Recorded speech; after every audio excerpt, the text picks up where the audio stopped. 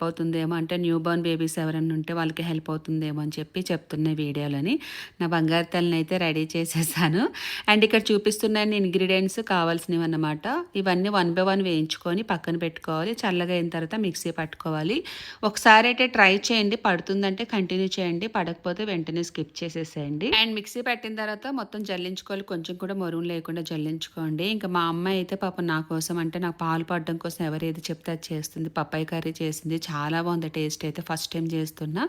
ఇంకేముంది, ఈవినింగ్ ఏంటంటే పాప క్లాత్స్ అస్సలు ఆరట్లేదు, రైనీ సీజన్ స్టార్ట్ అయిపోయింది కదా, క్లాత్స్ అన్ని మడత పెట్టుకుంటున్నాను. చిన్నపిల్లల నోరు మంచి స్మెల్ వస్తుందండి, వాళ్ళు పాలు తాగుతారు కదా, ఎన్నిసార్లు స్మెల్ పీల్చినా మంచి మంచిగా అనిపిస్తుంది, నాకు చాలా ఇష్టము. పాపం పూర్వికకి ఒక పన్ను సగం పోయింది, రూట్ కెనాల్ చేపించినాడు, మళ్ళీ ఆ పన్ను ఊడిపోవాలంటే ఆటోమేటిక్గా ఒక దంతానికి ఇది పెట్టారనమాట, స్టీల్ పన్ను. పాపకి 11 ఇయర్స్ వచ్చే వరకు ఉంచుకోవాలంట. ఫస్ట్ నుంచి చిలక చెప్పినట్టు చెప్తున్నాను, చాక్లెట్లు అయితే తినక నాన్న, హెల్త్కి మంచిది కాదు, పళ్ళు పాడైపోతాయి అంటే నా మాట అస్సలు వినిపించుకోలేదు. ఇంక ఈరోజు ఇలా బాధపడాలి.